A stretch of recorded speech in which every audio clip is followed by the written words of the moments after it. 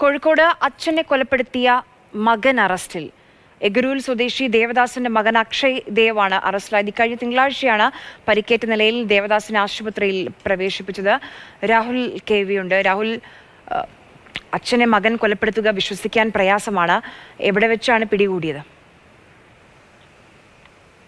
അതായത് മകൻ അതിക്രൂരമായി മർദ്ദിച്ചതാണ് ദേവദാസിന്റെ മരണകാരണമെന്നാണ് പോലീസ് അറിയിക്കുന്നത്. വീട്ടിൽ വെച്ച് തന്നെയാണ് ഈ സംഭവം ഉണ്ടായത്. അതായത് തിങ്കളാഴ്ച രാത്രി ദേവദാസനെ ബാലുശ്ശേരിയിലെ സർക്കാർ ആശുപത്രിയിൽ എത്തിക്കുകയായിരുന്നു. മകനാണ് ആശുപത്രിയിലേക്ക് കൊണ്ടുവന്നത്. കട്ടിലിൽ നിന്ന് വീണ് പരിക്കേറ്റു എന്നാണ് മകൻ ആശുപത്രിയിൽ പറഞ്ഞിരുന്നത്. പക്ഷേ ദേഹമാസകലം തന്നെ ക്രൂരമായി മർദ്ദനമേറ്റതിന്റെ പാടുകൾ ഉണ്ടായിരുന്നു. ഡോക്ടർമാർ ഇക്കാര്യം അറിയിച്ചു. പോലീസ് അതുകൊണ്ട് തന്നെ മകനെ നിരീക്ഷിക്കുകയായിരുന്നു. ഒപ്പം തന്നെ നാട്ടുകാർ പോലീസിനൊരു പരാതി നൽകിയിരുന്നു.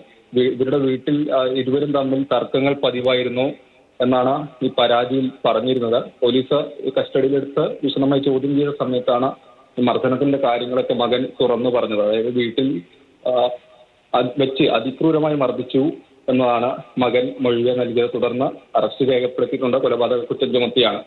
ഇരുവരും തമ്മിൽ വീട്ടിൽ നിരന്തരം എന്നവണ്ണം തർക്കമുണ്ടായിരുന്നു. നാട്ടുകാർ പലതവണ ഇടപെട്ടിരുന്നു. പിന്നീട് ഈ മകൻ അക്ഷയ് ദേവ് നാട്ടുകാരെ ഈ പ്രശ്നമുണ്ടാകുന്ന സമയത്ത് അങ്ങോട്ടേക്ക് പോകുന്ന നാട്ടുകാരെ അടക്കം അസഭ്യം പറയുകയൊക്കെ ചെയ്തുകൊണ്ട് അതിനുശേഷം ഈ പ്രശ്നങ്ങളിലൊന്നും ഇടപെട്ടിരുന്നില്ല എന്നാണ് അയൽവാസികളും പറയുന്നത്. എന്തായാലും മകന്റെ മർദ്ദനമേറ്റ് അച്ഛൻ മരിച്ചിരിക്കുകയാണ്. 28 വയസ്സുകാരനാണ് പ്രതി. മരിച്ച ദേവദാസന് 61 വയസ്സാണ്. മകന്റെ അറസ്റ്റ് ബാലുശ്ശേരി പോലീസ് രേഖപ്പെടുത്തിയിട്ടുണ്ട്.